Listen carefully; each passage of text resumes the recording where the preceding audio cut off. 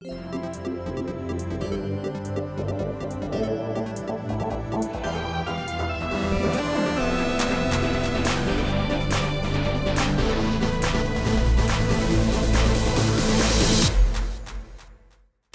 good, everybody, and welcome to another episode of the What's Good Games podcast, your source for video game news, commentary, analysis, and funny stuff. I'm Andrea Renee, joined... Andrea Renee? Andrea Renee. You're super French now. Andrea Renee. Joined by Miss Christine Steimer. How are you? Hello, still here. I'm good. Good. We had a nice little pre-show today with our pre-show patrons. If you guys are ever interested in having some off-the-cuff conversations with us, you can check out information on that at patreon.com/whatsgoodgames. We do our weekly live streams ahead of the show recording. And sometimes we just leave the stream going and record the show. We didn't this week because I had to go fix some stuff, but some weeks. It's good to be back. You guys did a great job. The Britt and Steimer show, back-to-back weeks. I was impressed. Holding down the fort. The good news is that we've got so many games to talk about, both in the past weeks and in the coming weeks. I feel like this is always, prime time. It's actually kind of stressful trying to pick and choose what to play and what to shelve for later. Have you had anything that's currently in your pile of shame that you're like, I'm going to get to that eventually? The only thing that I actually need to play is Valkyrie Chronicles. Valkyria. I was going to call it Valkyrie. I don't think it's Valkyrie. It's got an R or an A. Valkyria Chronicles 4. Valkyria Chronicles 4. I have not touched it, but I have touched a lot of Greece. Oh. Ancient Greece. Oh, well, we are definitely going to be talking about ancient Greece and stabby stab times in Assassin's Creed Odyssey in the second segment of the show. But we've got some news to talk about before we get there. And before we get to the news, I want to remind you guys that we are going to be making an appearance in the flesh at TwitchCon. That's happening next weekend in San Jose, California, here in the lovely Bay Area. We are going to be appearing at the show on Friday, October 26th. We're going to be doing a special appearance on the Spotlight stage at 2:15 on Friday afternoon, which you guys will be able to watch, of course, on Twitch. We'll have the URL and details on that on our social media channels. Plus, we're going to be doing a meet and greet watch along. It looks like it'll be from 4:30 to 6:30. We are still finalizing the location, but it will be somewhere very close within walking distance of the convention, because our episode of The Setup, a brand new series that Twitch is creating, is debuting that Friday. We are the first episode, which is very exciting. It's going to be debuting at 6 p.m. Pacific time on twitch.tv/Twitch. And it is an episode all about what we do here at What's Good Games when we stream. It shows behind the scenes of our studio and talks about the software that we use and some of the equipment that we use, which we get a lot of questions about. So we hope that you guys will tune in and join us for some of those TwitchCon festivities. If you're going to be in the TwitchCon vicinity and you want to come, let us know. Reach out. Vicinity? Vicinity. That's not a word, but that's okay. Vicinity. Just rolling with it. We'll probably make one of those Facebook events and ask you guys to RSVP, all that jazz. We'll talk more about it, of course. And all that jazz. Next week. But next week will be Friday, October 26th. So that's true. So if you're listening, then it's probably too late unless you happen to live. Yeah. Well, if you guys haven't joined our Facebook group or our Facebook page at facebook.com/whatsgoodgames, or follow us on Twitter at whatsgood_games. Those are the best places to keep up with what we're doing. And we also are going to be doing some awesome live streams on Saturday, October 27th. Yes, don't think we don't realize both TwitchCon and our streams are the weekend that Red Dead Redemption 2 comes out. We're aware, And if you need to miss the streams because you just must go ride your horsey around, we're not going to fault you for that. But or you could do both, and you could watch us on your phone while you ride around on your horse. Exactly. Or maybe you just take your food and water break while the stream is happening. Our happy hour stream is going to be on Saturday, which we've only done a happy hour stream, I think, one other time on Saturday was when we did Kind of Funny Prom. Where we streamed in our prom dresses, which was kind of fun. Oh yeah, that was fun. So we're going to be streaming in costume on Saturday for our happy hour Q&A, which is open to all of our patrons. Again, patreon.com/whatsgoodgames for all of the details on that. It'll be Saturday afternoon. And then if you guys have been missing out on our replay of Lights Off, our horror Let's Play series, which is we're reposting onto YouTube, please check it out, youtube.com/whatsgoodgames. And we're going to be doing a live stream of us playing spooky games for Halloween immediately following the happy hour Q&A. Because what better way to play scary games than after you've had a couple cocktails, right? I mean, that's the only time I will play it. Also, because you're forcing me to. But otherwise, I would not. But we'll be all together. So we will. But when you say in costume, I hope you mean in a onesie that Britt is bringing for me. Or actually, wait, no, I left one there. You do. It's here, the black and white I have, one. yes, the skull onesie. That will be my costume. Also, I have a variety of Halloween costumes that you will fit into.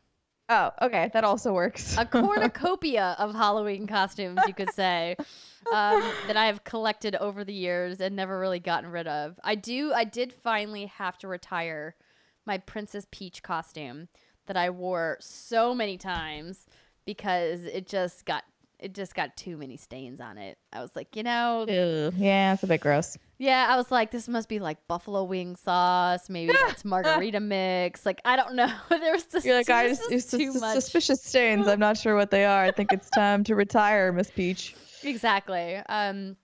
So had to retire her, but John and I got matching costumes. Well, they're not like this year. Yeah, they're not like the same costume, but they are like a pair. Okay, yeah. And couples I'm not going to say what it is yet. It's from one of my favorite movies. But it's I hope it's that really 80s cute. movie with Michael J. Fox that you made me watch. The Secret of My Success? Yeah. That is one of my favorite movies, but if we went in costumes as Helen Slater and Michael J. Fox, people would not know who we are. Oh, I know, but that's why I was like, I really hope it's that because it would be so obscure no one would have any idea. Now, these are instantly recognizable costumes. Okay, fair enough. Especially because we have props and the props give it away. Ooh, I like props. I mean, I don't like carrying them around all night, but I like the idea of props. Yeah, no, that's a good point. But the costume is so comfortable that I'm okay with a prop. Fair. But the prop could be construed as a weapon, so I'm not sure if we're going to be able to take it out or not. Can you like do the thing cosplayers do and tag it with like an orange thing and then it's known as fake? No, because technically it's real. What? It'll all become clear. Yeah, you could probably, if you could hurt someone with it, you probably shouldn't break it out into public. Yeah. These, it's not a good I guess look. I could try to find like a fake one. Anyway, I'm being very cagey, but you'll find out soon enough, and I hope that you guys have some fun stuff planned for Halloween if you guys are into spooky stuff. I'm just looking forward to round 2 of candy corn martinis. Oh yeah, which we've decided we're gonna wait. What? I gotta get the candy corn. I don't have any. I just hung some of my Halloween lights today around the house, which is fun. I pulled out the really ridiculous pumpkins that we decorated last year because I kept them per Brittany's request, and I'm making her take them home with her when she comes next week. She's gonna bring a massive suitcase. It'll be fine. Yeah. It's the running joke that we have with Brittany is that whenever we travel with Brittany, either to shows or when she comes to the studio, she brings this gigantic suitcase. Like I could fit into it. Yeah. That's not Easily. even an exaggeration. They're the kind of suitcase that you would bring if you're traveling for like 3 weeks. And that if you fill it up, it's going to hit the 50-pound mark just because it's that big. Not even if you weren't putting heavy things in it. It's just giant. And she brings this for like a 48-hour trip. And I'm like, girl, what are you doing? What you doing? What are you doing? What is in there? You're here for 2 days. I know. I'm like debating just leaving a few t-shirts at your house, showing up in one pair of jeans, and like just fucking like bringing a backpack. Like, why do I need anything? I have Exactly. All your toiletries are here already. Yeah. You can just wear my t-shirts. It's fine. Sure, you do have a big closet. I could literally just get on a plane and go to Andrea's house, like with probably just my makeup, and be fine. It's true. I can't replace your skincare products. You have a whole routine. The toiletries I will put in the backpack. We'll be okay. See, we got a plan, ladies and gentlemen. All right, enough of housekeeping. Let's get to the news. And this week, it is brought to you by one of our fantastic sponsors here at What's Good Games, StitchFix.com. I love Stitch Fix, and I know Britt and Steimer have talked about Stitch Fix as well, and you guys may have heard about it maybe on another show that you listen to. But in case you weren't aware, Stitch Fix is an online personal styling service that finds and delivers clothes, shoes, and accessories to fit your body, budget, and your lifestyle. I most recently got an adorable pair of Cayde sneakers in my Stitch Fix box right before I left to go to Italy. And I got a long sleeve cotton dress, which is super comfortable, and it's in this beautiful like wine color, like this nice deep red. And the Cayde sneakers are this nice deep red, and then they have like this really neat floral pattern on them. It's one of their new designer lines from Cayde. And I got so many compliments on these sneakers when I was in Italy, and I got them because they were in my Stitch Fix box. So if you guys are interested in having somebody help you shop, because putting outfits together is difficult, or maybe you just don't have time, or maybe you just hate shopping and you just want somebody to do it for you, you can go to stitchfix.com/what'sgood, tell them your sizes, what styles you like, and how much you want to spend on each item. You're going to be paired with your very own personal stylist who will handpick items to send right to your door. Then you'll try them on and pay only for what you love, and of course return the rest. Shipping, exchanges, and returns are super easy and always free. There's no subscription required, and you can sign up to receive scheduled shipments or get your fix whenever you want, which is the way that I do it. I just kind of pick a date whenever I'm feeling like I want something new, and then they ship me a box full of goodies. The styling fee is only $20, which is applied towards anything you keep from your shipment. And you can get started today at stitchfix.com/what'sgood, and you'll get an extra 25% off when you keep all items in your box. That's stitchfix.com/what'sgood to get started today. One more time, stitchfix.com/what'sgood. All right, so as I mentioned, or maybe I mentioned it in the pre-show and I didn't mention it here, it's kind of a light news week. We had a little bit of a kerfluffle at the very beginning of the week surrounding Rockstar, which we're going to talk about. But then, you know, it was mostly just more Fortnite news. Did you see that Ninja was on Ellen this week? Yes, I did. I mean, I didn't watch the segment. I just saw on Twitter. And I was like, okay. Yep. That's cool. I've been seeing his Samsung commercial everywhere, too. I'm like, good for you, Ninja. Get the money while the iron's hot, man. Dude, yeah, like I was talking to someone the other day, and I was like, it's sort of like professional sports in a way. Like, you need to rack up as much money as you can because you've got a relatively short shelf life for this type of career. Unless you're Bernie Burns of Rooster Teeth and you like actually build the business and do all sorts of things. But for people like him, like you can burn out and be gone. So like, get that money, sit on top of it. Nobody knows, you know, like what's going to happen to Ninja if he decides to transition out of Fortnite, right? Like he clearly was streaming and making videos before Fortnite became a thing. Fortnite was just what launched him into this like stratospheric position, right? Yeah. And I know that Fortnite's going to be a bubble, right? Like they are so huge right now, but like, what's the staying power going to be? You know, even major games like Minecraft or League of Legends, you know, like they still have to go out and, you know, look for users, you know, because you can't maintain this kind of like white hot that they're burning at forever. So, but good for him. I'm happy to see a kid who's worked really hard have all that success. So we're not going to talk about Fortnite though, because I don't know what shenanigans are going on in that game every week. They're always changing stuff. I do want to talk though about Rockstar Games and Red Dead Redemption 2's apparent crunch that they are working on. So there has been so much follow-up and fallout over a quote that happened early this week. So I'm going to read the kind of overview that was written up at Polygon in case you guys have missed any of what's been going on. Rockstar Games Rockstar responds to blowback over Red Dead Redemption 2 team's 100-hour work weeks. Rockstar Games renewed the ongoing conversation of game industry crunch after co-founder Dan Houser suggested in a New York Magazine interview that the development team worked multiple 100-hour weeks on Red Dead Redemption 2. In response to the backlash, Houser sought to clarify his comments, although those concerned about crunch at the studio may not be satisfied. New York Magazine's story about the making of Rockstar's new Red Dead noted that writing and edits on the game script were immense, with Houser explaining, quote, "We were working 100-hour weeks," quote, earlier this year.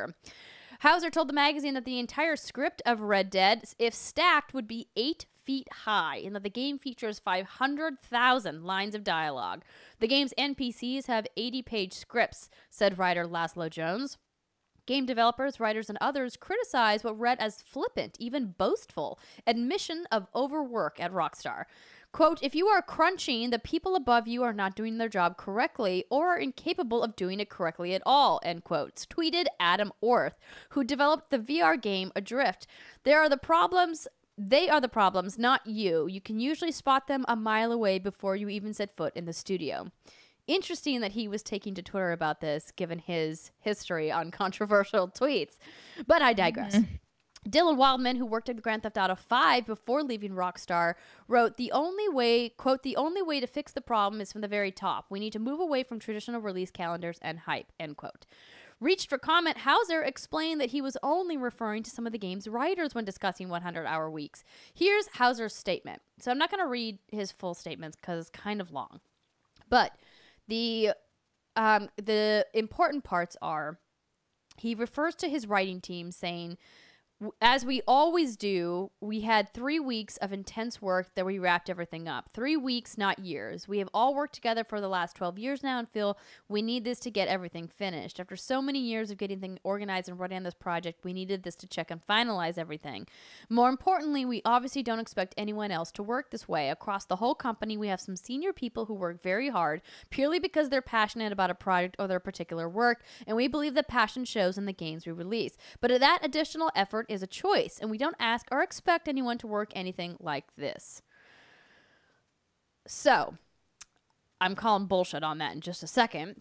Hearing people, continuing on with the story, hearing people in game development talk proudly of the number of hours they average a week as if it were a badge of honor and they were admirable survivors is not totally uncommon. What it is though is dangerous, an implication that spending almost all of your waking hours working is something worth bragging about. Over at gamesindustry.biz, they had a little bit of follow-up. Former Telltale and Rockstar employee Job Stouffer acknowledged that he had left the company in 2009, but stated that Rockstar in the GTA 4 era was, quote, "like working with a gun to your head 7 days a week. Be here Saturday and Sunday too, just in case Sam or Dan come in. They want to see everyone working as hard as them," end quote. While Stouffer acknowledged that Rockstar should get the benefit of the doubt due to the time that has elapsed since he departed, he also said that, quote, "I've heard this from dozens of folks in recent years that it continues, and I'm not surprised. It was the most ruthlessly competitive and intense work environment imaginable," end quote. Another developer stated that he had left Rockstar 2 years ago because, quote, "the same shit was in play. GTA Online just meant endless crunch, one DLC into the next," end quote. So, woof, man. This is turned into a kind of like a galvanizing force, and it has just re-drudged up all of the unionizing conversations that the Telltale fiasco kind of brought up. Steimer, as somebody who's worked at a developer, what is your take on this? Okay, well, like when you, I mean, you don't need to speak about Rockstar in general, or about crunch in the industry, or yeah, I would say just about. Let's talk about specifically about crunch and how it relates to the work environment. Clearly, Houser here is trying to say that it was just him and his executive writing team that were crunching. But we all know that that's not the case, right? And we all know that if your boss is crunching, you're not exactly rushing to punch your ticket at 5 p.m. and walk out while your boss is still crunching after you every single night, right? Like that's that's a bad look. So did you, at any of the developers you felt, and obviously I'm not asking you to like name names, you know, to put you on the spot, but did you ever feel crunch pressure that, you know, you were obligated either officially or unofficially to kind of stay and work overtime? Not to this extent, but yeah, definitely in general, there's always that like kind of just what you were saying, like if the team is crunching, even if technically like your role is dependent on somebody else and you can't necessarily do your job, like you feel weird and guilty leaving, or at least I did. I guess I'm just speaking for myself. But I've never worked a crazy crunch like the stories that you hear in the industry. Any quote unquote crunch that I've ever done has been fairly short, which has always made it like pretty manageable. And I think in some respects, like it's expected, even like in literally every job I've worked in this industry, which is most of the things you can do in this industry. There's always been a time when you are working crazy hours. But again, it's usually not for like extended periods of time, or at least it should not be you shouldn't be crunching for months and months. That's first off just not unhealthy. It's not healthy. Yeah, it's not sustainable. And you're going to burn people out. And it's usually if you see a lot of people like leave a studio after a game ships, that's probably why. They crunch too hard. The crunch is real for certain people, and I mean I've heard enough stories from my friends who work in dev, but then it's also such a bummer because like I don't completely agree with what Orth said. I do agree to an extent. Like I do think some crunch, I wouldn't want to say necessary, but should be somewhat expected. A small amount, I will say, just because like software development's hard. And sometimes you do run into shit that you kind of weren't really expecting. But I will say that I agree that I think in general the industry is bad at scoping. And that's why there tends to be such bad crunch. Because everybody and a lot of people are very passionate about what they do. And so like the things just get really bloated and they're like, well, what about this? And what about this? And like everyone's like, yeah, but then no one's sitting there looking at like, shit, this is going to take us way too long. We'll never get anything done in time. So it just needs to be, I think, a little bit better. It needs to be better managed. And unfortunately, in my experience in the industry, a lot of managers don't have a lot of management experience. So it's just a lot of people who have kind of been there a while and have been bumped up, which doesn't necessarily give you the training that you need in order to figure out how to manage other people's times and what they're working on and priorities and all that kind of stuff. So yeah, it's kind of my take on it. No, I mean, I see what you're saying here. And I had tweeted about this when, you know, the story kind of broke early this week. And I got some really interesting responses from people. You know, Tina Sanchez, who has worked in the video games business for a while, who we both know. I've interviewed her several times, particularly when she was working on the Call of Duty franchise. Kind of talked about her experience and how they had to scale at Infinity Ward, you know, from 1 team to 4 teams because the scope at the end of the project got way bigger than they anticipated it getting when they started. And that's very common in video games that, you know, when you're getting closer to launch, either you want to add extra features or you run into some technical problems that you couldn't foresee. And you can't just necessarily bring on contractors at the last minute and get them up to speed on the project. You kind of have to roll with the team who has been working on it. And that's just kind of unavoidable. And that's why crunch is so prevalent in video games in particular. And another really interesting response that I got when I was kind of looking at things that everybody was saying to me was from somebody who works in IT. Let me pull it up here. And it was really interesting because I think that was the gut reaction from a lot of people was outrage. right? This outrage. Yeah, that's a knee-jerk reaction, especially because the quote didn't give context at all in terms of like we're working 100-hour weeks, and you're like, how long, and also why?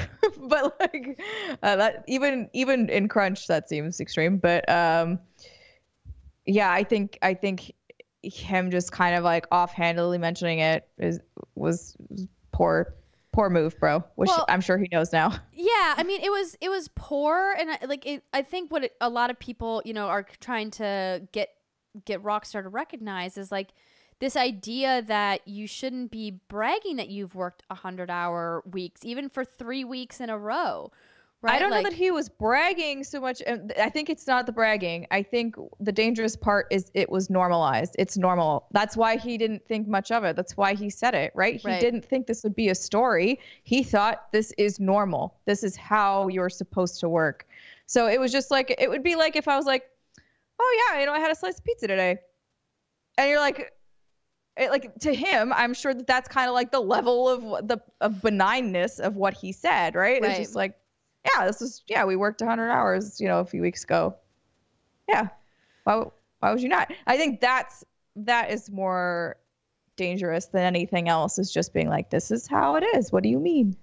Yeah, and I want to come back to that danger of normalization in just a second, because I did find this tweet when I was talking about, like, you know, of all studios, Rockstar certainly has money to scale their workforce, either with salaried people at the beginning of the project or contract people at the end. Regardless of their choice, they have the money to pay for it.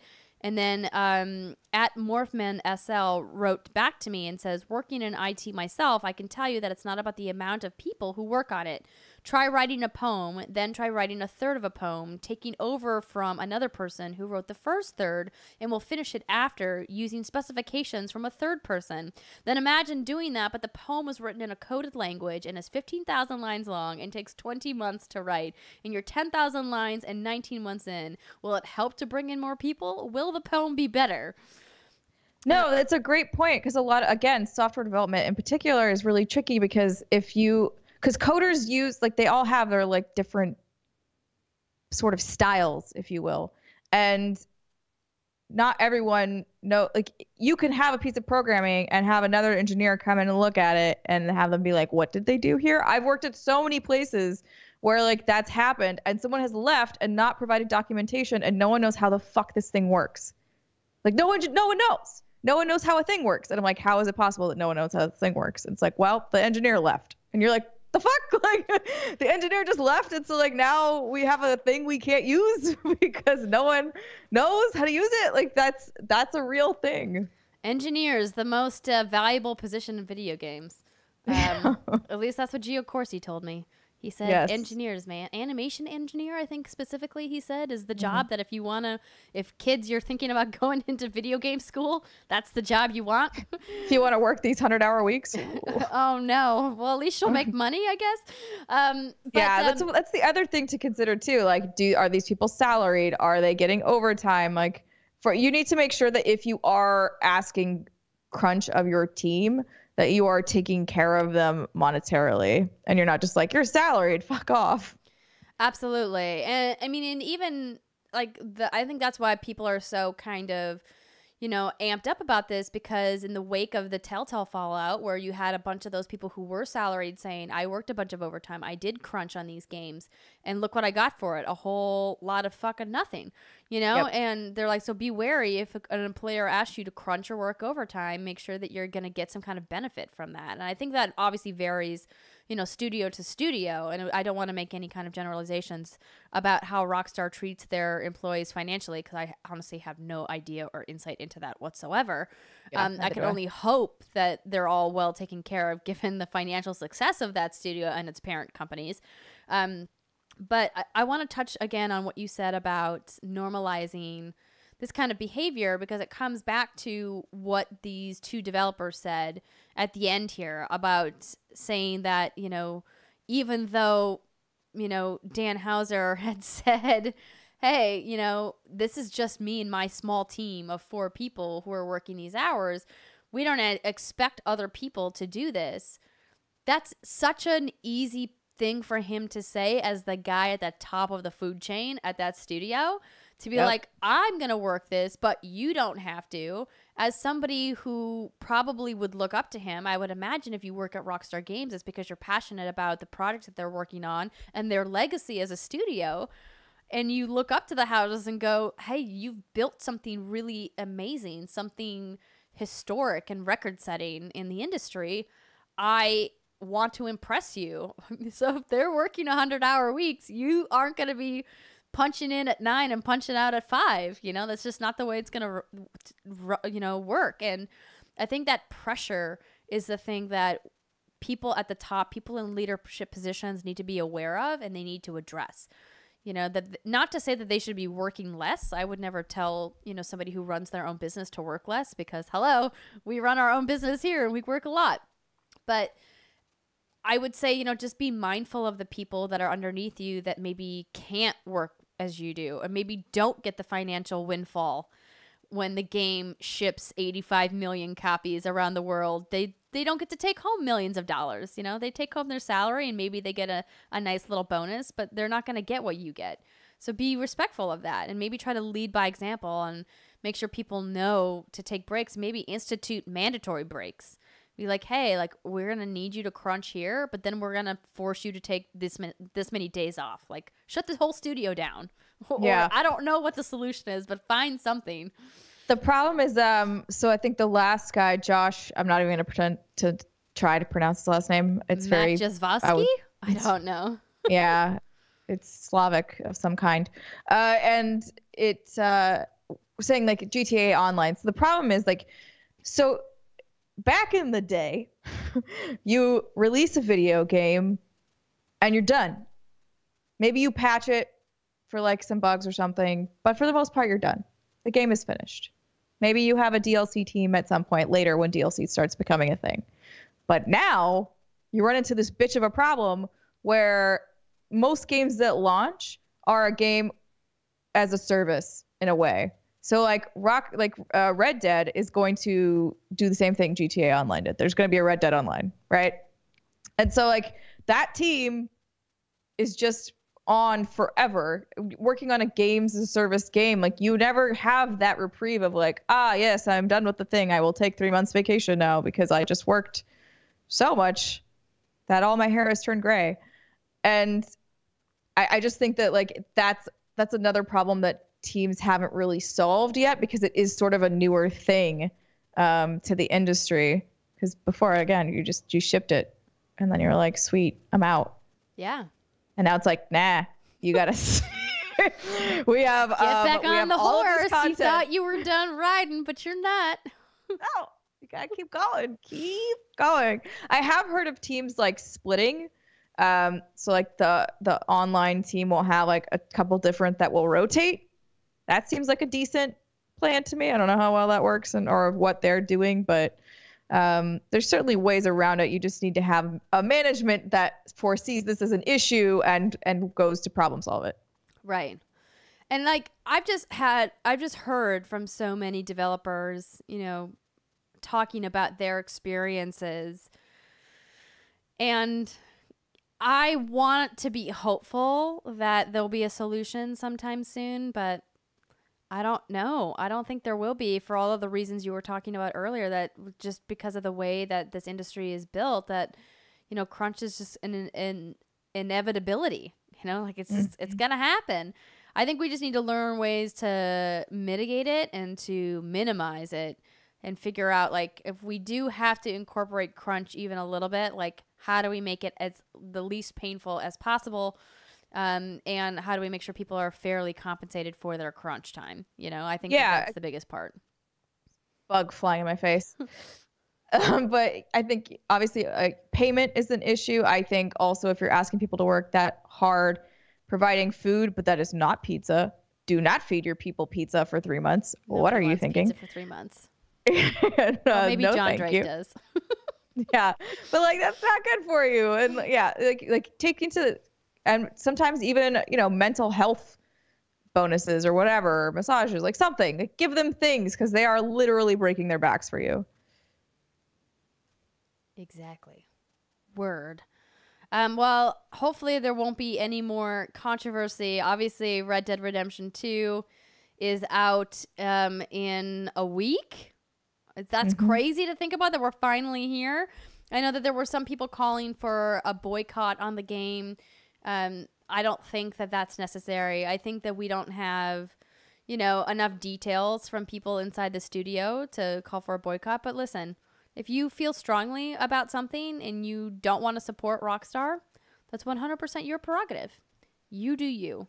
If you choose to not play, that's your decision. And we will support you in it. But for now, we're going to move on to the next story. Discord is back in the news. Discord launches their game store beta worldwide and Nitro subscription service. So this is kind of exciting news for them. So this write-up comes from Colin Stevens over at IGN. Discord has officially announced it's launching its game store worldwide, bringing both well-known games and first-on-Discord titles that are launching exclusively on this service for PC.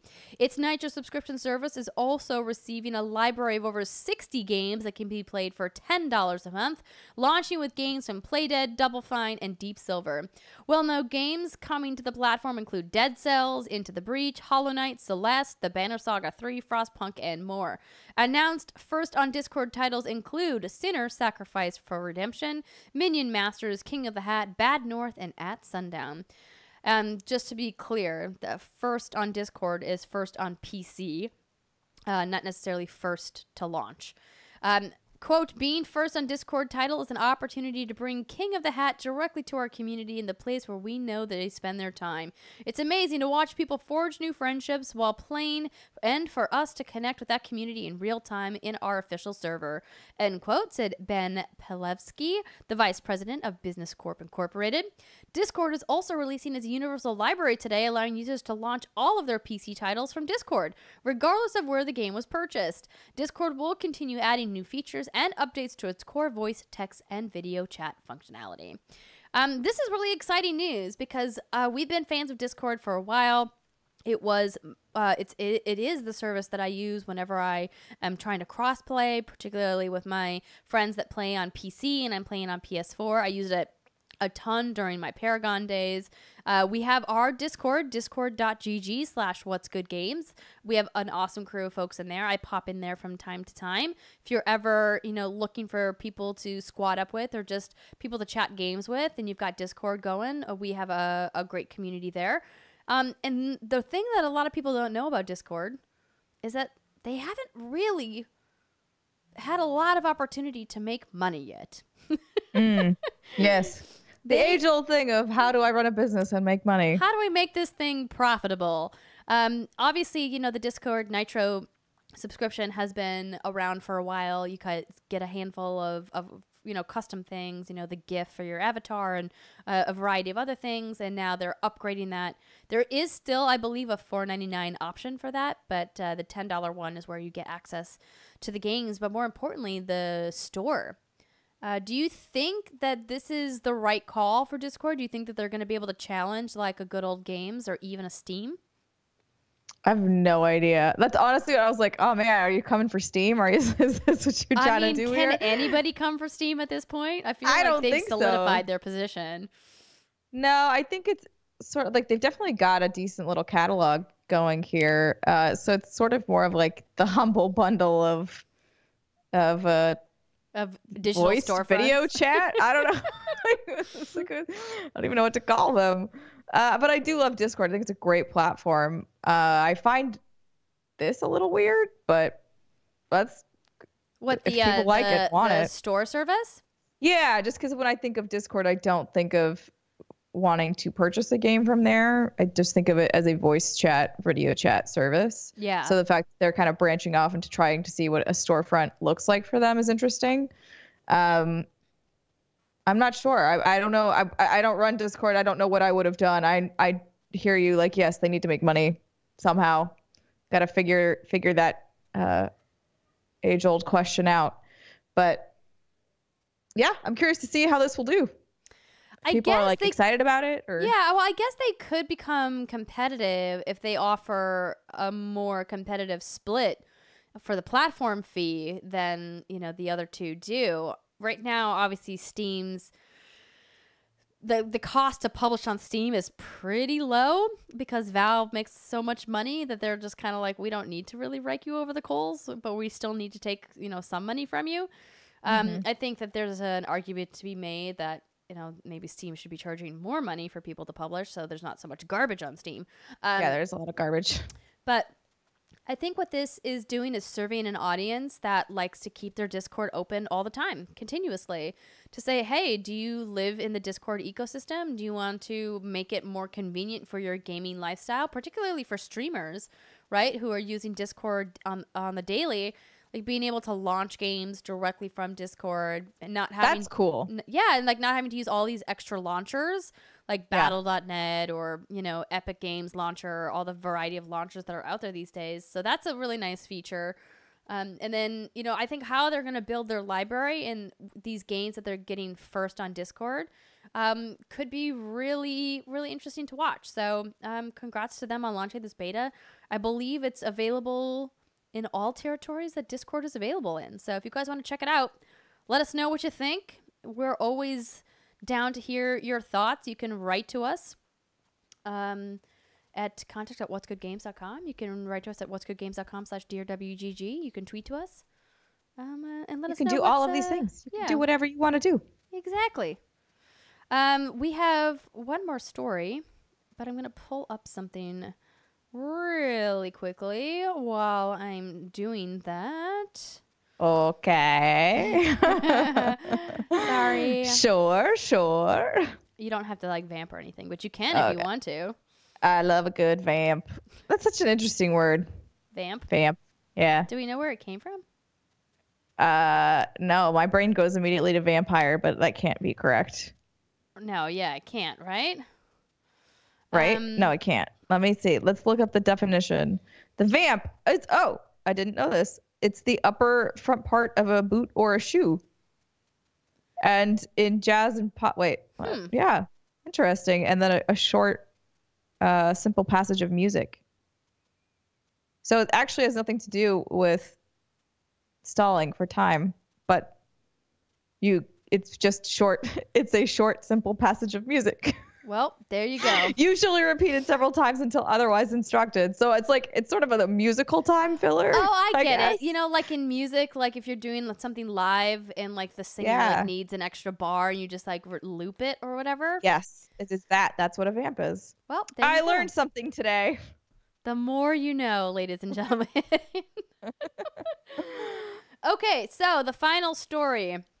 I pulled this one because I thought it was interesting given all of the chatter around crossplay in the recent weeks. Psyonix is preparing for Rocket League crossplay on PlayStation 4. This write-up comes from Stephanie Fogel over at Variety. Rocket League developer Psyonix said it's now preparing its popular vehicular soccer game for crossplay on all platforms after Sony's recent decision to allow crossplay in select titles. Their crossplay feature is called Rocket ID and was originally scheduled to launch this year. But the studio decided to push the release into early 2019. It wants to ensure that Rocket ID is operating flawlessly first, it said in a September progression update. Quote, the good news is that with Sony's recent announcements regarding full cross-platform functionality, we can now make additional changes to prepare Rocket ID for all platforms should we receive permission to do so, end quote. We're working incredibly hard to ensure that it's as intuitive, stable, polished as possible before releasing it to the world. We know the wait has been frustrating for many of you who are eager for this feature, and we thank you for your patience. Obviously, you guys know right now Sony is allowing crossplay in Epic Games' hugely popular Battle Royale title Fortnite, but it will likely add more games in the near future. It's currently holding an open beta for the feature, saying it wants to be mindful about the user experience from both a technical and a social perspective. And then they go on to talk about John Cayde-6's statement on the PlayStation blog when they announced crossplay. Psyonix has detailed the rest of its plans for 2018, which include the Rocket Pass, which starts in December. And if you guys missed the news from earlier this week, they also are releasing on November 1st, I believe, the new RC set for Rocket League, which is the actual remote control replica cars from Rocket League that work on this little like soccer stadium, and it comes with a ball and like Oh little my God, nets what? and everything. It actually looks really cool. That seems kind of fun. Yeah. Like I'm more interested in that than in the video actual game. Rocket League. Yeah. Right now it's just 1v1. I was watching the trailer. Just buy multiple ones and then get more cars and then make them all go. Just gotta make it a little bit bigger. I'm definitely worried that if I was to buy something like this, that I would probably crash them instantly and break them. I mean, I would hope that they are built with a little bit of bumper car capabilities because they're going to crash into each other. Yeah. I brought this up because obviously the issue of crossplay is something that we've been talking about for a long time, and Psyonix has been particularly vocal about the desire to have crossplay in their game on PlayStation 4. Obviously, the platform that they really debuted Rocket League on with PlayStation Plus way back when, which really kind of helped, you know, skyrocket them, pun intended, to success, to the success that they have now. What I find really interesting about this is that they don't have permission to do it yet. Well, not only that obviously they're still testing things out with Epic, but that the team at Psyonix has been kind of cocky about this, being like, whatever, whenever Sony's ready, we're ready. We'll just flip the switch.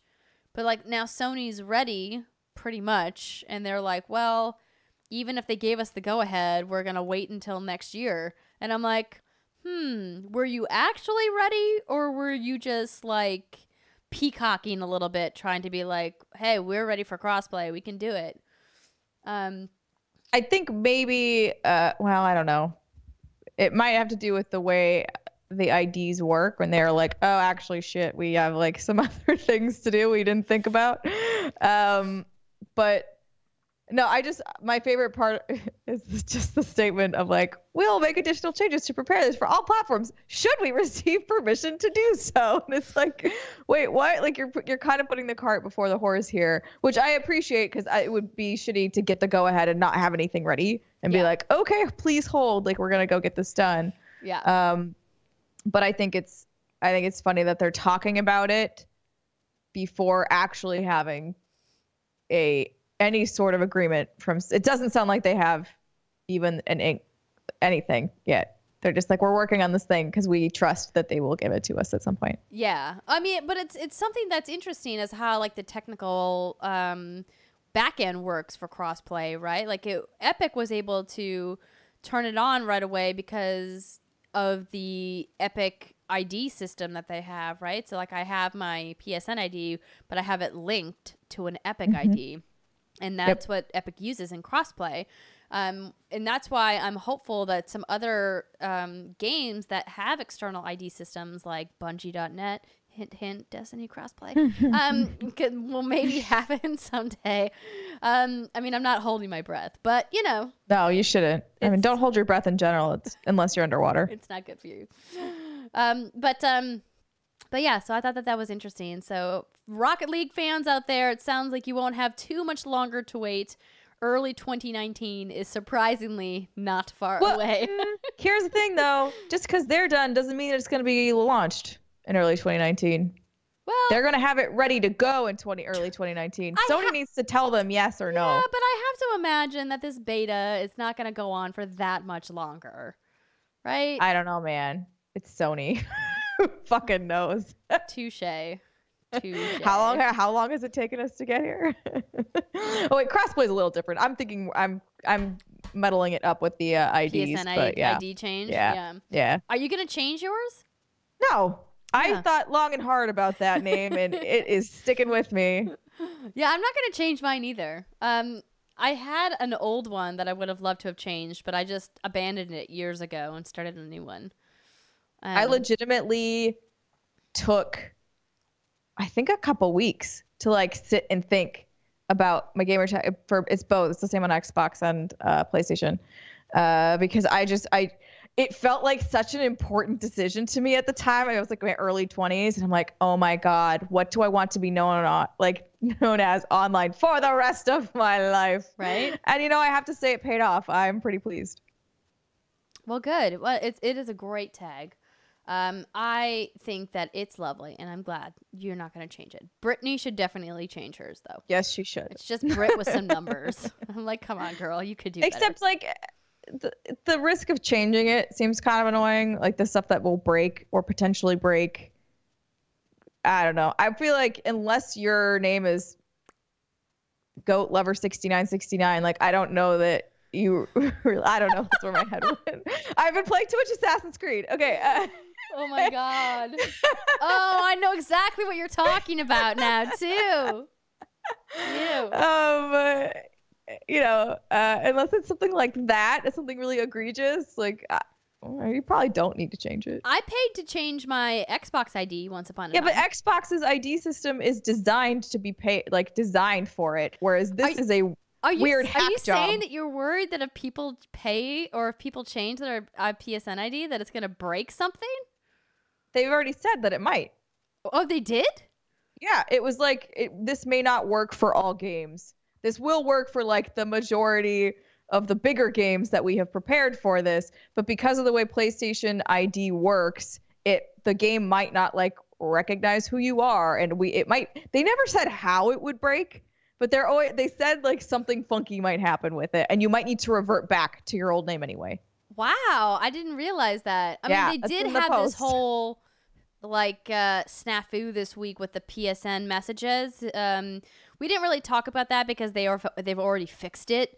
But there was this weird bug where if you got this message sent to you on PlayStation Messages and you opened it on your console, it would kind of artificially brick your console. And I say that kind of with air quotes because there was a really easy fix for it that people didn't realize right away until it started happening to lots of people. And then customer service was like, oh, this is weird. We actually have a really easy fix for this. And then they pushed a hot fix. So you probably noticed you had a PlayStation system update this week. That was haven't turned my PlayStation on yet. Oh, well, once you do, you'll have to do a system update. And it's a hot fix to fix this message thing that happened this week. Got it.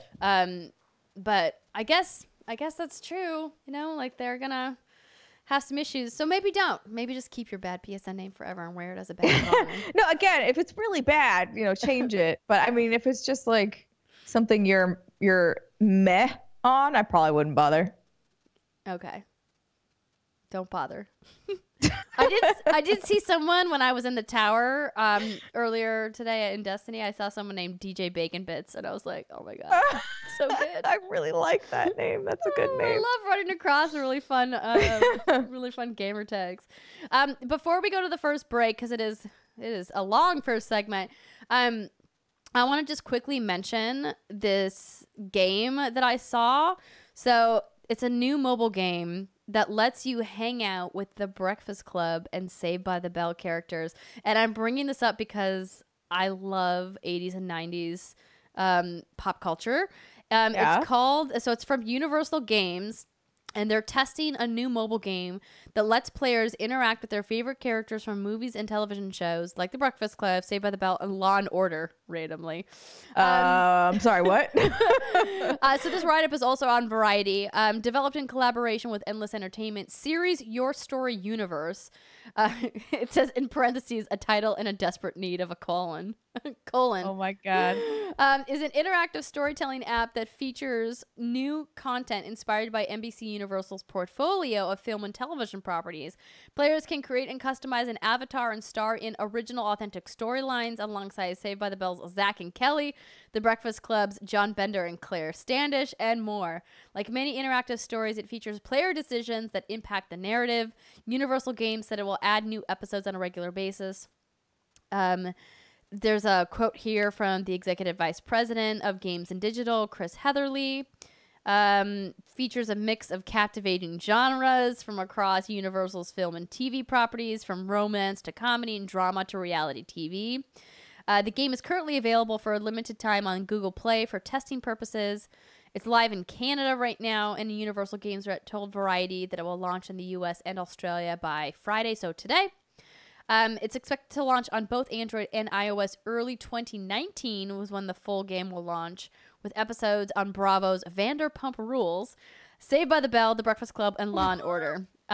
Wait, regular Law & Order or Law & Order SVU? I think it's just Law & Order, regular. Okay. Law and Order SVU in a mobile game seems like it's I guess right that's call. true. They added a line here saying, "Here's hoping for episodes where you pull off a heist with the Blacklist, Red Reddington, and visit the Good Place with Arizona trash bag Eleanor Shellstrop." Dude, I love the Good Place. But I thought it was interesting because I just obviously Saved by the Bell, duh. Yes. And their library is so vast, like the possibilities are pretty exciting as to what this could be if it works out. So basically, like, they have some screenshots in the story here, which basically looks like they have the two characters mocked up on screen. They're obviously animated, but they look a lot like their on-screen replicas. So it looks like for Breakfast Club. Wait, is it like Uncanny Valley? No. It very clearly looks drawn. Right? Okay. But like Molly Ringwald looks like Claire, right? Like, okay, I see. You can tell that it's her, that it's her likeness, that it's not like a fake version of her. It's not like a stylized version. No, it's not like Telltale Games Game of Thrones Uncanny Valley, which was really bad. That was really weird. But like Kelly Kapowski, looks great. AC Slater, dimples. I'm into it. Slater. So they're on screen together, these two characters. There's like a text bubble at the top. And then at the bottom, so they have here Claire saying, "Will it last past this weekend?" And then on the bottom, there's an option, "Let's sit together at lunch. Let's keep this a secret." So it's like you choose one. See, I can date in video games. I should do this. Yeah, so you can check it out. So we'll have to see if we can get our hands on a test version of this. But I just wanted to mention this because I thought it sounded like a really fun little game with some properties that I enjoy. All right, so that's going to do it for the news for this week. We have some hands-on impressions to talk to you about after this short break. So stick with us, everybody. We will be right back.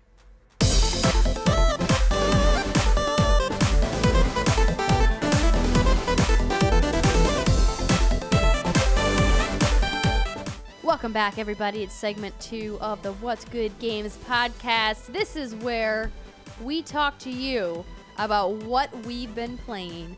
And this week's this week's segment of Hands On is brought to you by the whatsgoodgames.com merch store. If you guys have never visited our merch store, which is powered by Teespring, we've got lots of amazing items in there. We've got leggings, we've got socks, we've got t-shirts and sweatshirts and mugs and all kinds of cool stuff. We're going to be bringing back our holiday apparel, which we really loved from last year. That's going to be making its appearance in the store very soon. But if you guys have never checked it out, it's a great way to rep your love for everything we do here at What's Good Games. We love seeing photos that you guys send in of you wearing your What's Good Games gear when we do our meetups at trade shows or conventions, and we see you guys on the street in it. It brings a warmness to our cold, dead hearts. Yours is fine. It's just mine. It's just Steimer's cold dead heart. So if you guys are interested at all in checking out some of our amazing gear and merch, you can head on over to our merch page at whatsgoodgames.com. You can also go to teespring.com/stores/whatsgoodgames, or you can go to any of our social media channels and check that out. And if you guys are watching the video at youtube.com/whatsgoodgames, just below the video there is a tray of our merch items that you can choose from, and it'll take you to a wider selection. So check it out. Hope you guys enjoy. So thanks so much. Now it's time to talk about video games. So I'm happy to see, Steimer, that you've been playing Celeste. What do you think so far? I've already played it before. I took it with me. I talked with Brittany about this last week, but obviously you were not here, or maybe it was the week before. I don't remember. Time is weird. But I had my Switch with me when I was house sitting for some friends, and I was like, you know what? I'm gonna try it and like play Celeste again. And Andrea said she did it on normal, so I'm gonna do it on normal, and I'm not gonna drop it down. And I hated hated it. I didn't hate it. Well, let me refine.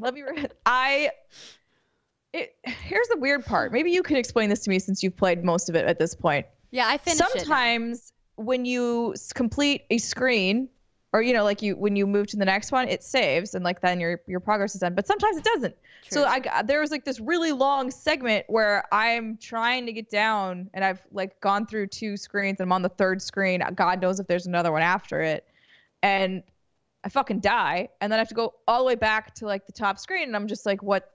I don't understand those segments, because to me it's different, and I don't like it when games switch it up on you. Like if you're gonna have a certain save checkpoint system, it needs to be clear to me in this type of video game. So do you have any insight as to why that is? It's prevalent throughout the whole game. There is later on, there's some kind of an indicator as to like when you have cleared a checkpoint. But yeah, there's just certain sections that are multi-room checkpoints versus just a single screen. And it's just brutal. It's hard. And just when you get to the end, you screw up something, you have to go back, and then you've practiced the front so many times, you're like, I've got this. But because it's so pixel perfect, precision in that game, you could screw up the beginning that you've done 100 times. My total death count for that game was just over 2,100 deaths. Oh, yep, that sounds right. Yeah. Yeah, so what is going to happen with this, because my sense of pride is too strong and I won't drop it down, is I'm bringing my Switch with me to San Francisco next week, and I'm going to hand it off to Brittany and close my eyes, and she's going to do some fiddling with it, and then I'm going to take it back and start playing this game again. And pretend like that didn't happen. Oh, I believe in you. I believe that you can do it. I can also show you how to pass whatever section you're on. It's not even a matter of like, can I do it? It is, to me, it feels it's too time consuming. And I have too much to do to make this little progress. So that's more, if I was Joe Schmo living on my couch, well, I don't know why I'd just be living on a couch, but maybe. And if this was the only game I had for quite a while, like maybe you can only afford to buy a couple games a year, like most people. Mm-hmm. And I had it for a while to sustain me. Sure. Play it on normal. I'm sure I could do it. I have no issue with that. But when you're like, I need to play this in a specific amount of time, that's when I lose my mind, and I can't handle it especially with these kinds of games. Cause like you said, I'm so good at these first 2 screens, like so fun, like I just nailing it left and right. This goddamn last one can't make it past it once, and then there's another stupid screen, and then I want to die. And it makes me think of Ori and the Blind Forest, where there's those chase scenes at the quote unquote bosses, and the only time that I ever threw a controller but into a pillow. So that's, and the chase sequences in Celeste are brutal. Yeah. So that's what's happening with me in Celeste, because I really like the concept of this game. I like the story of what's happening in it, but the gameplay makes me want to die. That's fair. I didn't drop it down until the very, very, very end of the game. So I got to the top of the mountain, and in the end section, it gets so difficult that there's a checkpoint flag system where it counts down. You can see these little flags. When you pass a section, you hit a flag, and then that'll be like your checkpoint. I got to the flag number 10, and like it counts down. So I had 10 more checkpoints to go before I got to the end, and I just could not do it anymore. And so I broke down, and I put on infinite lives, invincibility, and infinite stamina. So I turned all the levers on. I was like, you know what? Wait, what does infinite lives do? Well, like, you can't die. So like when you fall into like a pit, you just bounce. She just bounces. Like you can't. There's no dying at all. Yeah. Okay. Yeah. That sounds good. Yeah, in the assist mode is really well done in that game. And then you can get infinite jumps, so you can just keep double jumping. Jumping. You just keep jumping. I wonder how fast I could beat it if I turn everything on. I mean, you can definitely go a lot faster, right? Because you can hit all of the surfaces that have like the spiky things on them. You can climb on those. So it's basically like you're just invincible. You still do have to do some platforming and some jumping. Yeah, that's fine to get through. Obviously, but it's not like a complete cakewalk, but it's pretty easy. Because those last sections, like I was scratching my head being like, I don't know how to do this without dying. Like I just kept trying over and over and over again. I did this one flag at the top of the mountain probably 75 times, and I was like, what am I doing wrong? And because I was on a plane, I like couldn't look up like a walkthrough. And so I was like, you know what? I've made it really far. I'm really proud of myself for making it almost to the end on normal, but I got to flag 10 and I was like, okay, I'm fucking done with this. You know what, flag 10? This is it for you. And once you get to the end and you see how difficult the last part of the mountain is, you'll understand what I mean. But I just like at that point I was so pot committed, not only to the game itself, but to the story and wanting to see how the story resolved and ended, that I was just like, I have to make it to the end. And so yes, you could say that I caved, but I'm proud I got as far as I did. Yay, you did really well, because I'm still like on the second part of the mountain and I'm like yeah, it's tough. I mean, again, like hats off to that design team for really making something incredible. And you know, we're getting geared up to be voting once again in the Game Awards, and I'm excited to nominate Celeste for quite a few things. So I don't think we've announced that yet, but we did get permission from the Game Awards to publicly say that we are a voting outlet, and we will be making an appearance there in December, on December 6th, when the Game Awards are happening, which is very exciting. So, yeah. Anyway, Celeste, bring it.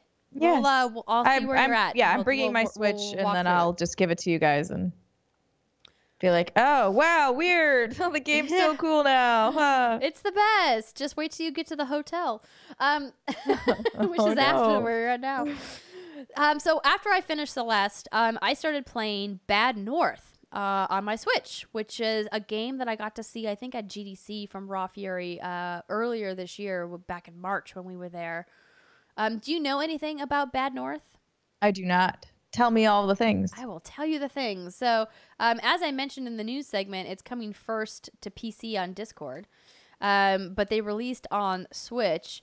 What's cool about this game is that it kind of scratches my tower defense itch, but also has like a real-time strategy element to it. So they call the game, so it's developed by a small team called Plausible Concept, published by Raw Fury. They call it a minimalist real-time tactics roguelite with Vikings.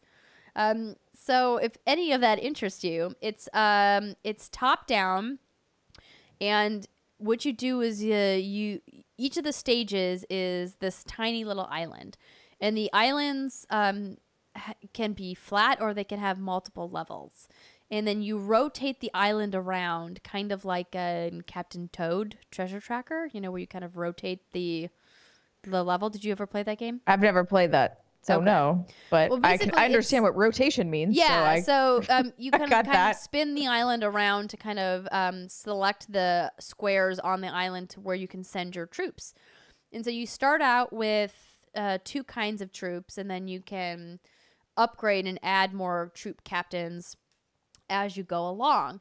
And these Viking ships will sail in and land at a certain part of your island, and then you, of course, you have to send your troops there to block them so they don't get to your little houses. And with the less damage you take, the more coins you earn, and then you use those coins to upgrade your troops. And so they have guys with the long pole spears, they've got archers, they've got guys with shields and swords, and a variety of, you know, your typical military troops. Yeah, exactly. What's kind of cool about it is it's got a really neat, simplistic art style. You can kind of zoom out and see everything that's happening. You can kind of zoom in and see the little guys fighting each other up close, which I like. And it is permadeath. So what's interesting is if you have a captain that you've been upgrading and you have, you know, a infantry unit that they've been overseeing, if you don't manage them correctly and they die on the battlefield, they're gone, dead. I'm pretty sure that's the same as Valkyria Chronicles. That sounds right. Does the same thing, yeah. And it's neat because I love tower defense, but the stakes are higher, so it gives you a little bit more pressure, because you can't, if you screw it up and you've dropped a lot of resources into upgrading this particular leader, you know, into giving them like a special item or a special ability, then you've lost it. And so I think that kind of really puts an emphasis on the strategic part of this game. And I've been really enjoying my time with it. I've been playing it from time to time on my Switch, and it's a really neat little game. It's also available on Xbox One and PlayStation 4 if you guys are interested in playing on that. And they are anticipating an iOS and an Android release, but they say it's TBD. This game would be perfect on my phone, so I'm definitely looking forward to playing this on my iPhone once that iOS release comes out. But if you guys are looking for something, you know, kind of semi-relaxing but also has some strategic elements and really does kind of scratch that tower defense itch nicely, check out Bad North from Raw Fury, Plausible Concept. But I also have been playing what I've been wearing. I got my awesome Cayde-6 t-shirt on. Yeah, double guns. So you can't quite see it all, but there it's got the big. It looks like he's in a spade. He is, right? Because that's his symbol, the spade, and his gun is the ace of spades. I actually didn't know any of that. Oh, really? Yeah, on the Cayde. I mean, I didn't pay attention. On the Cayde chest, he's got the spade mark on him. Honest to God, never noticed. Never noticed? Never noticed. Oh, Steimer. But yeah, so I mean, observation skills get a 0 out of 10 there. I think this was like a suggested t-shirt in a Facebook ad. And I was like scrolling through Facebook and like it was like, check out this t-shirt. And I was like, hey, I like that t-shirt. Click. And it came in like 20 different colors. I was like, this is definitely bootleg and not licensed at all. But I'm still buying it. Official merch. Bungie gonna get mad at you now. It's fine. They make plenty of money. Also, I buy silver on the regular. They're good. Destiny 2's Forsaken Festival of the Lost is happening right now. That is their annual Halloween event where you put on masks and run around and do stuff. And this year, they've added, I think, a nice little chunk of content. There is a quest line with Amanda Halliday, who is the ship lady at the tower. A pilot? She is a pilot, yes. She also sells ships. Shipwright? I don't know what her actual title is. I just remember her from the cutscene. Yeah, she has a little bit more of a... Oh my god, I just Googled Amanda Halliday and like a bunch of people who are actually named Amanda Halliday came up. Hold on. like real Amandas in the world. Oh, I'm so sorry, Amanda Halliday, whoever you are in real life. Yeah, she is considered a shipwright. So she's hosting Festival of the Lost this year, and she kind of kickstarts your quest, which gives you a helmet, and then you go into the haunted forest to earn yet another in-game currency to buy new masks from her. This sounds familiar. Yeah, so it's kind of cool that they've added some content. This is one of the free updates, so I found in my first like hour and change playing in it, it was all like super low level and really easy. I'm kind of confused as to why when Destiny clearly doubled down on their hardcore community, and it seems that everyone's very happy about that, that they would continue to make content for people who only own vanilla Destiny 2 and don't own the expansions, and make this available to them. Because are they playing? Do they even bother logging in? If they haven't played any of the expansions, why would they just randomly log in for Festival of the Lost? I'm not sure. Wait, are you arguing that they should lock it? No, I'm not arguing they should lock it. I'm arguing that they should make that they should raise the difficulty level. Oh. Okay. I don't think it should be like raid status because I got into a whole fight about that on Fireteam chat. But I mean, like when I go to Amanda Halliday, like the stuff that you can get from her is like level 200. And like you should at least be able to like have different tiers of this stuff. Right? Like you should be able to select. Yes. And be like, I'm whatever. I don't know, call it something different on each one and it will give you a certain type of gear. Right. Exactly. That's my point, is that like the first quest step is like recommended light level 200, and I'm like lol. Oh my gosh. Yeah, I do wonder, like that has to be intended for people who maybe, well, no, because you would just boost. I was gonna say people who maybe like picked up most recent expansion. Yeah. You would boost up to level 30. Yeah, exactly. So that's why I was like, well, never mind halfway through that thought. But I don't know, man. Yeah. You're right. I don't know. I don't know if anyone light level 200 is logging back into this game. Spoilers, they're not. Yeah. They're definitely not. So that aside, it's just another fun thing to do. I haven't even come close to finishing the Forsaken content that's available. I know a lot of people in the What's Good Guardians are still grinding toward light level 600. I haven't checked out the raid yet. Still lots more to do there. I just love how they decorate the tower. That's like one of my favorite parts about these holiday events, and looking forward to the Festival of the Dawning, I think it is. No. What's the one at the holiday Christmas? stuff? I don't know. Remember what the Christmas one is called. Somebody is listening to this, screaming it over there out loud right now, being like, Andrea, this is what it's called. Festival, no.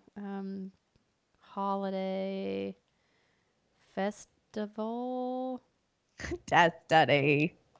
Festival Destiny. Google, don't fail me now. There's no way Google could fail you here. This seems pretty standard. Yeah, it's just all coming up. Festival of the Lost. Damn it, SEO. Solstice. No?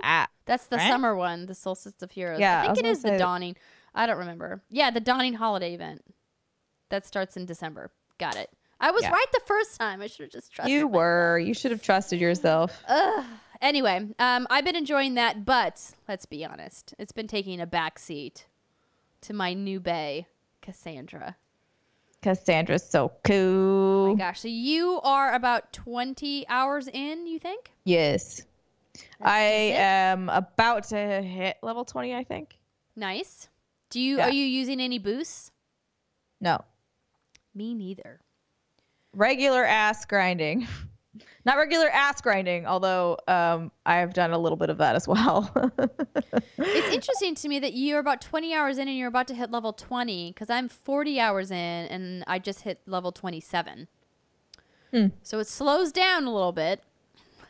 Yeah. To say the least. I mean, sure. I've definitely noticed it's slowed down. Like, I feel like the first few levels obviously came fairly quickly, and now it's at a more average pace, that I would say. I haven't felt too badly about it. I definitely I feel like I've heard a lot of people saying that it felt a little too grindy, even in the mid-teens, I suppose. But I didn't really feel that a lot. I was the appropriate level for a lot of the story stuff. I did do a lot of side things, but I was also interested in those side things. I didn't feel like, oh man, I gotta go do this shit. Although I'm sure I'll feel that eventually. That's a completely valid thing that happens. You fatigue out at a certain point. You're like, I just want to finish this story. But yeah, I mean, and I'm with you there that this is the first time in a game like this that I've actually said no to some of the side quests. That have been like, I don't want to help you. No, kind of like do your chores on your own. Because generally I'll say yes to everything in a game like this just to like have the quest if I want to complete it someday. But there's been some narrative reasons why I've said no to a couple of people, like, no, I'm not going to help you. It's been really interesting that way, that I feel like the balance has been really well done so far, kind of enticing me to do side content, but also pulling me back to the story. I haven't been this enraptured in an Assassin's Creed main storyline probably since Ezio. And that's been a while. Yeah, we haven't he seen was a long time Ezio ago. since Revelations. What I find funny / stupid is I just don't even know why they bother having the real world element at this point anymore. Like, does anybody care? Yes. Because yes, a lot of people care. A lot of diehard Assassin's Creed fans care.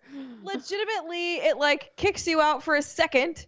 Oh, your vitals are crashing, and you get out of the thing only to walk around, maybe read some emails if you want to, and then get back in the thing. Like, I was just like, what is even the point of this legitimately 5-minute segment?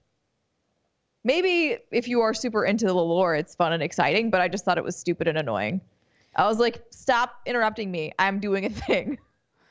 So there are obviously plenty of people who are in your camp who believe, as you do, that the modern day storylines are a waste of time, which is why Ubisoft has minimized them with each iteration of the Assassin's Creed franchise.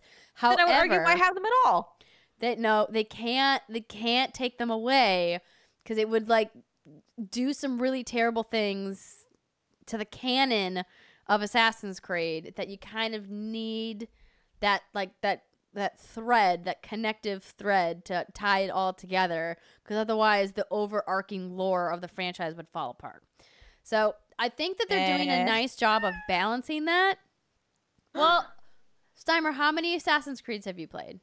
I haven't finished any. You've never finished one? No. Okay, so I'm kind of gonna pull. No, you totally can. I'm bit. just saying, like, to me, I think if you minimize it to that level, I wonder what the point of it is. If you are making this a section that I walk around for 2 minutes in, don't do anything gameplay wise. Literally just go back to the Animus. Right. It to me feels like a waste of time. Because that's the like I said, like that's the thing that connects all of the Assassin's Creed games together, right? Like if you look at everything that they've done over the course of the franchise, from Altair and Ezio and the brother and sister and you know Arno and Edward and everybody, like the thing that connects them together is the modern day storyline with Abstergo. And if they didn't have that in there, it would be really tough to find a narrative justification for constantly moving the setting and the protagonist in Assassin's Creed. Except it's just fucking fun, okay? People want to play a fun video game. They do. You're not wrong, but it has to be there. I think the main part that rubbed me the wrong way was legitimately like, oh my God, your vitals are crashing. You need a break. And me being like, oh, they'll probably do a little segment here. And then me being out of it for like 2 seconds and then going back and like, there's no way my vitals have recovered in this amount of time. Like, well, I mean, I'm still very much in danger here. The doctor does try to discourage you from going back in right away. But there's nothing to do. Did you walk around and look at all of the Easter eggs? Yeah, it was fine. There was a little rabbit there. Did you read the emails and listen to the recordings? I read like a couple emails and then it was like, nah. Ah, Steimer. I don't care about this bullshit. Okay, it's fine. You don't have to care. But here's what I'm saying. It's there because there is a giant portion of the Assassin's Creed fan base that cares. That's why it's there. But what they have tried to do is say, hey, have you never played an Assassin's Creed before and Assassin's Creed Odyssey is your first? We're going to make this part as painless as possible so that we're servicing the people who have been with the franchise since the beginning and will appreciate it. It's fan service, while also saying, hey, we're not going to force you into fan service. We're going to make it out here on the side. And we're going to let you sift through these emails and listen to these recordings if you want to, if you're into that. But yeah, we're not going to. I will say they did the. It felt odd and it felt unnecessary to me as someone who's not an Assassin's Creed main, if you will. But I mean, I see the point. At least I guess it's what they have to do. Yes, I suppose. Fine. But I do like how she gave you a warning, like, hey, did you check everything out you wanted to? You're going to be with Kassandra for a while. Yeah, and I was like, good. Get me back in there. Yeah. I got people to bang in this game. Yeah, oh my gosh. I'm banging so many people. How many of you? I've done 4, I think. Yeah, I think I've banged like 6 or 7 people. Nice. There was only one person that I didn't pursue. I think it was Odessa, because like the quest line that went for it, I just got so annoyed by the end of it. I was like, nah, bitch, I'm good. Yeah, no, I only slept with her because I felt like I had already invested. And I was You're like, I went and got this thing. I went and killed this dude. Yeah, I did a lot of things. I may as well get some sort of thing out of this at some point. And then I slept with an old lady. That was more for shits and gigs than anything else. Did you sleep with the blacksmith? The blacksmith. It's a side quest. And yes. And then you like later find out that he is something to somebody, and it's really funny. Maybe no. I'm sorry. I'm thinking of the doctor. I slept with the doctor. Okay. I have not slept with the. You'll have to text me later and tell me where this blacksmith is. Okay. It's a funny little side quest. There's so much great humor in this game. I'm really just loving how the writing team has finally hit this nice stride where they're balancing some really funny material with obviously some really heavy material at the same time. And it's been really interesting kind of seeing where they're taking the story. And I would love to do, obviously, a spoiler cast on this someday when we all finish it, because there are multiple endings to the game. Oh, really? Depending on how you've played some things out, apparently. Obviously, I'm not there yet. I'm trying not to mainline it too much because I want to savor it a little bit. But the story gets so good with each new iteration that happens, with each new major discovery, that I just like I'm drawn to only do the main path line. But like there's just so much content, and the map is, I'm not gonna lie, a little overwhelming. No, the map in this is way better than Origins. Origins, you look at and go, holy God. This one I look at and go, that's a lot of islands, but islands are small. I can do this. And I also think that what I appreciate most of all about this Assassin's Creed is I feel the most freedom I ever have in an Assassin's Creed game. I would argue even in Origins, I always felt like someone was on my ass. Like there's always some fucking, I forget what they called them in that game. Falakis. Yeah. Always one of those motherfuckers was chasing me, and I was like, can you not? Can you just chill? No? Great. I will run away from you forever, for the entirety of this game. And then you're like going on your horse from point A to point B, and it's like, oh, you shouldn't have run over that person. And like, he was in the way. And I'm also, this horse is on autopilot. You programmed this horse to run over this man. Like, why are you yelling at me as if I did a thing? I didn't do anything. I wasn't even touching the controller. That was on you, Assassin's Creed. Yeah, I do love how they changed that about the NPCs, how like you can hit NPCs by accident and now you don't get dinged for it. It'll just up your bounty level if other people see it happen.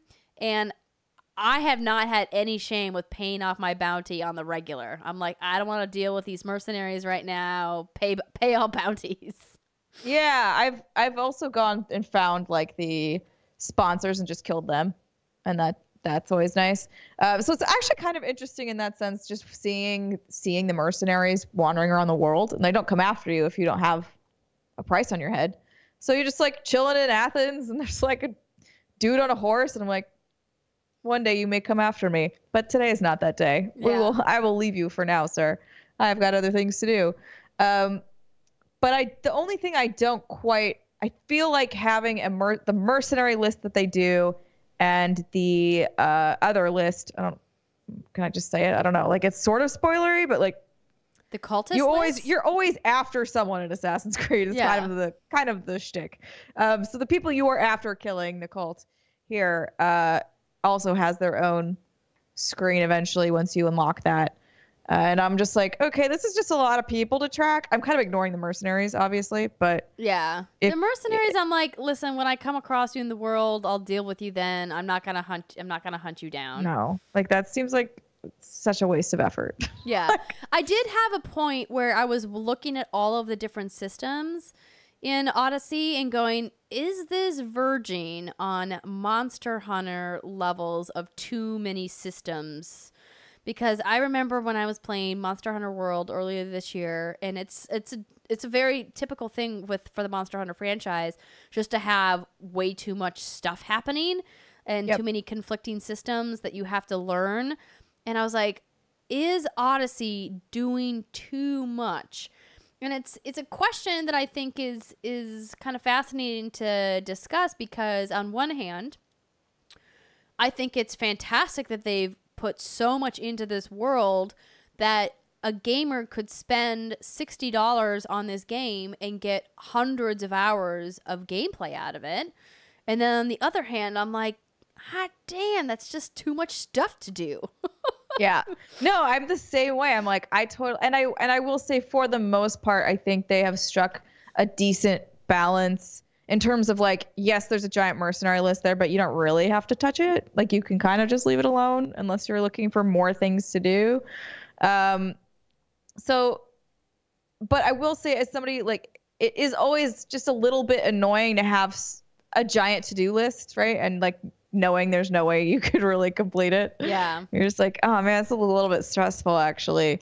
And that, I think, is the thing that's kind of currently getting me, where I'm like, it feels overwhelming sometimes, but then I try to just ignore that and just be like, well, what do I want to do right now? Which one of these missions sounds intriguing? Okay, I'll just go do this thing. Yeah. And, like, that's, you just kind of have to focus on small portions at a time.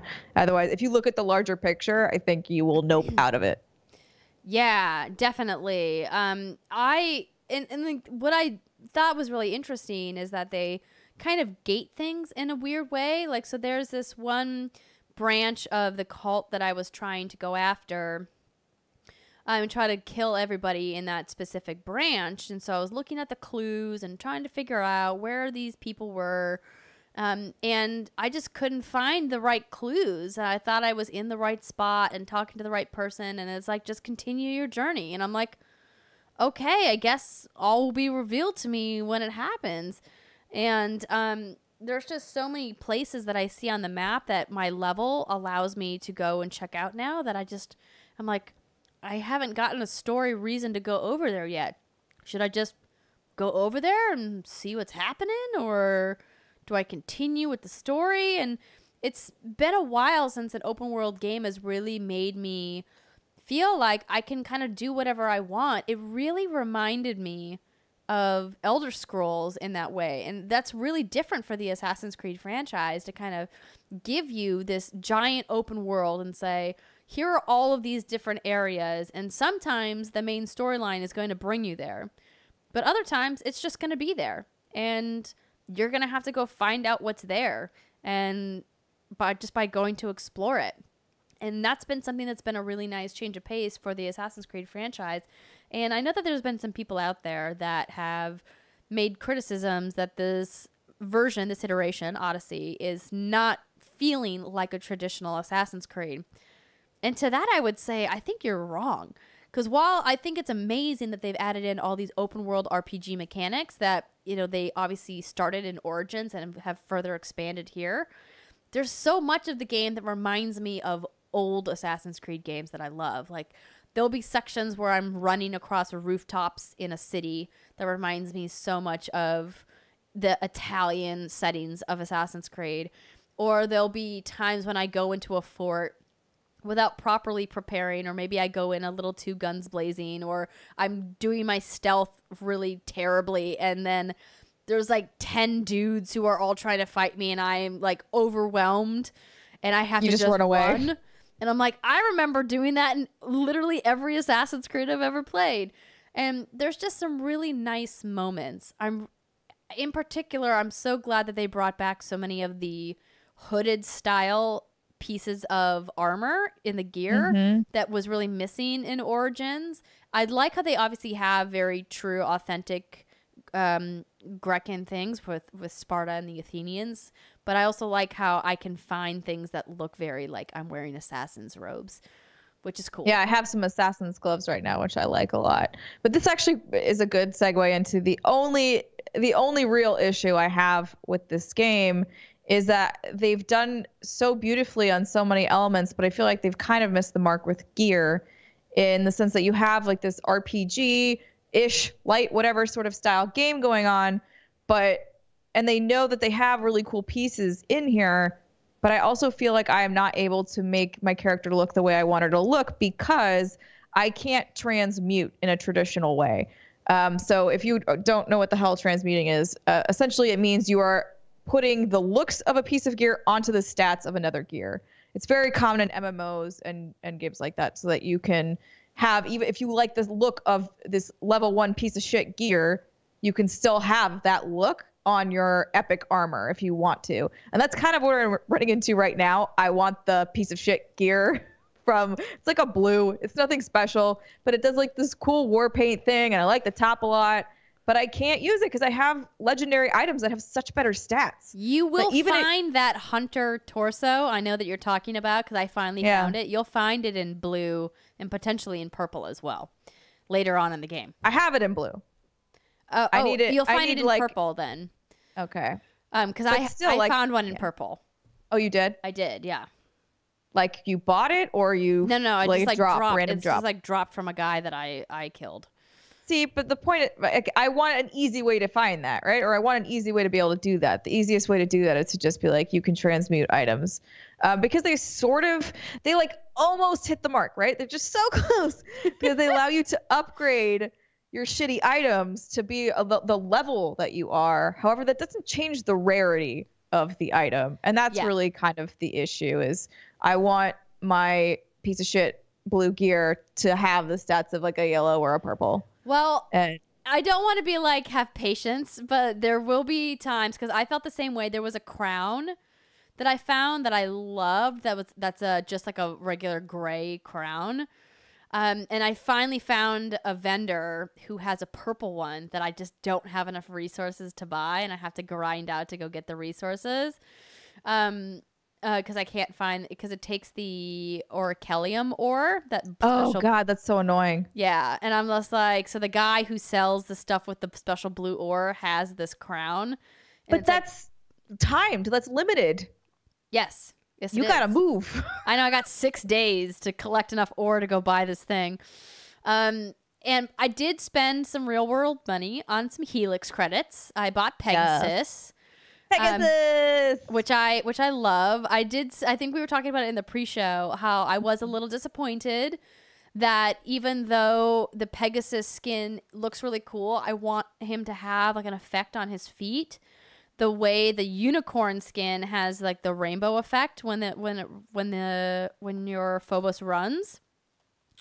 So I was kind of disappointed in that, but the wings are cool, and the way that the wings spread when you like jump off of edges is really cool.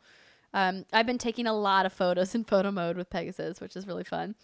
Yeah, I do think it's a missed opportunity. I understand why they didn't do it, because it would require extra programming, so you get a pass. But they should have allowed Pegasus to like glide down. Like if you jump off a cliff, just glide, man. Just do it. Like you're not actively flying. You will never get higher than the point you ever were. But if you could just like have a nice gentle glide on down a mountain, that'd be really fun. Yeah, kind of like the Zelda glider. Right. But maybe not Zelda that glider, not that intense, but yeah, I'm with you. It would have been nice to have like some kind of better nod to the wings. But I also did buy the Spartan Renegade armor set, which it looks cool. It looks like God of War. It does. Like. So I'm so glad you brought that up, because I put it on and I was like, this is Kratos' uniform. His chains, It's got the one shoulder holster. It's got the wraps around your forearms with the chains. It looks so badass. I love it. So I've just been spending all of my resources on upgrading that epic armor set, because when you wear the whole set together, it gives you a 50% crit bonus. Holy shit. Yeah, when you wear all 5 pieces. So it's really badass. The one thing they missed on that is the war paint from the shitty blue armor. Yeah. Put the war paint from the shitty blue armor on this set, and I will buy that in an instant. I will give you my money. Yeah. It's really cool. I'm with you. I really like the war paint too. I wish they had more cosmetic like paint or facial cosmetics in some of the other gear, but they don't, at least so far. You know, I have to obviously anticipate that they're going to add more things to the store. I got some questions earlier in the week when I was hosting on Games Daily about some of the microtransactions. Obviously, I was gone when the game launched and all that like little microtransaction drama happened with people being upset about them. Oh, was there drama? I missed it. Yeah, I mean, there's always drama around microtransactions. It doesn't matter if they're in a single player or a PvP game. Here's the thing about Assassin's Creed and the microtransactions. The boost is 100% unnecessary. I'm not using the boost at all. Never had the desire for it. John is playing. He bought the boost because he was like, fuck it, I want the boost. I want to go through fast. And he's leveling like crazy because it's a 50% boost. He got the drachmi and the XP boost, the combo. So wow. 50% more. Wait, is that a permanent or is it a timed? It's a permanent boost. Whoa. Yeah. So I think it's 1,500 Helix credits. And then it gives you a permanent XP How much is boost. that in real money? I think it's a little less than $20. I think it's like 15 bucks or something like that. Sure. And it gives you this permanent boost forever on your playthrough. And what I read from some people was that it was too much and that they felt like they over leveled and that they wish they hadn't done it. Kind of ruins the game, yeah. And so I would say, I guess if you're toying with the idea, maybe have a save, create a save point before you activate the boost. So that way maybe you can go back to that save point. I'm not sure if that. But then how would that works. work with the money that you just spent? I'm not sure if that would work, actually. Maybe don't buy it if you're on the fence about it because you don't need it. Save the money for cosmetic stuff, like cool ship, like cool horses. And here's so you were gone. I bitched about this with Brittany. I'm upset that currently I'm hoping that they will change it. The only way to get a female crew is to have the club. And the thing is that I had it from a long time ago, but I never synced it with Origins, or I didn't sync it but in time or something, because I have 0 points, even though it has a list of all of the things that I've done in Origins. On one side, it says I've earned nothing on their like club points for it. So, and I'm like, that seems like maybe it's not just a real glitch. Have you tried reaching out to their customer service and being like, hey, I clearly like did all this stuff, but I don't have my Ubisoft club points? I have not, because it's not like it's not high on my priority list. Okay. But I was just kind of like scratching my head, and because I'd already earned, this is when I was, I think, like 10-ish hours into Odyssey, and I had already earned, I think, almost like a decent amount. I can't remember the number off the top of my head. I don't want to misquote it, but like a decent amount of points in club because I then synced it properly for that one. But I think you need 3,000 points or some shit in order to get the badge that allows you to get the female assassin's crew. And I'm like, if you already went through the trouble of having those voiceovers, of having this female crew come and like sing all of the shanties again, let me buy one. I'm with you. Money? I mean, as somebody who has a shit ton of Ubisoft club points because I play a lot of their games, I loved that I was able to unlock it right away as like a, hey, for people who are loyal to Ubisoft games, this is a really cool reward. But I'm with you that like they should have more than one, because there's like 6 different dude crew themes and there's like one ladies theme. I'm totally down with the OG assassins. That can be a club. Like, I get it. Totally. Take it. Fine. But like, give me generic girls. I don't care. I'll take generic girls. Right. I'm with you. I think that they absolutely should. And I have to imagine that they're going to add more crew themes in the coming weeks or months. Maybe something I can reach out to the AC team about and ask them, you know, is this something you're planning to do? Because I tweeted about it, you know, early on in my playthrough, how amazing it was to be playing as Kassandra, and to be the captain of a ship. And both of my lieutenants at the time were both females as well. And I had this all-female assassin's crew, and it was really awesome just to be like, really, Barnabas was the only one on the ship that was a dude. Yep. And now I've got a couple other lieutenants who are dudes, because I feel like all of the pole marks that I meet at the military camps, who I try to recruit because they generally are a legendary or sometimes an epic lieutenant if you recruit some of the high level dudes. But always try to recruit mercenaries if you can. Pro tip: don't kill the mercenaries. I like to murder people, though. I mean, murdering them is fun sometimes. Obviously, it's a very stabby game, and it's great. But it's worth it to knock them out with the Sparta kick, and then try to recruit them because they usually have really good stats. I don't even have a Sparta kick. I have not put any points into that. Girl, the Sparta kick is one of the best abilities in the game. Because I really like to throw my spear and it stuns. You mean the assassin spear when you're in hiding? Yeah, that's great too. You can have both. I know. I keep upgrading the things that I have to try and make them even more powerful. So because I like stealthing from the bushes and just like stabbing dudes to death. But obviously the higher level dudes that have more health, you can't one hit kill. Yeah. Unless you keep upgrading that shit, and then I think one day I will be able to. Well, we're gonna hit a wall that I've hit with. I did hit a wall, with the, and then with the Leonidas spear. Yeah, cleared it. Yeah, now I hit another wall. Yeah, so like, that wall gets more brutal with each level. So I'm now at a point where I can't upgrade some of my other abilities until I upgrade the spear, and like upgrading the spear requires dead people.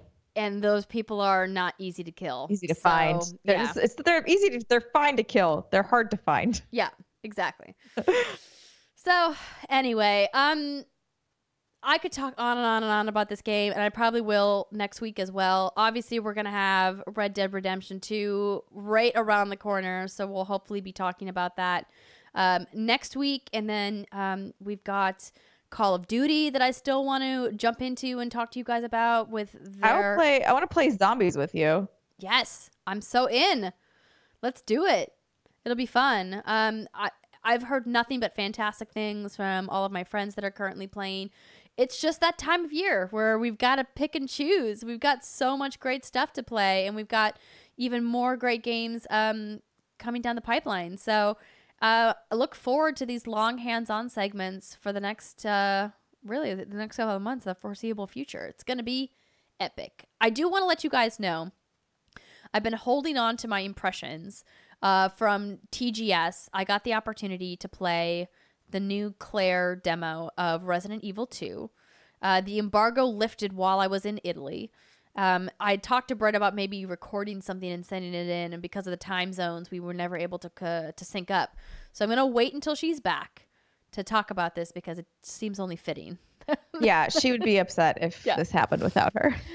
So look forward to that next week. We will be back, all three of us, back together. Oh my God. That's like the first time in 5 weeks? 4 weeks? I haven't seen you since PAX. Yeah. Oh my gosh. But you and I did it. You and I did the Andrea and Steimer show in September. Yes. We did one show with just us. Then it was Brittany. Then it was you. Then it was Brittany. I don't know. I get confused, but it feels like it's been legitimately ages since the three of us were on the show. Well, I want everybody to know that we are thinking about recording the show on Thursday next week when we're all in town together.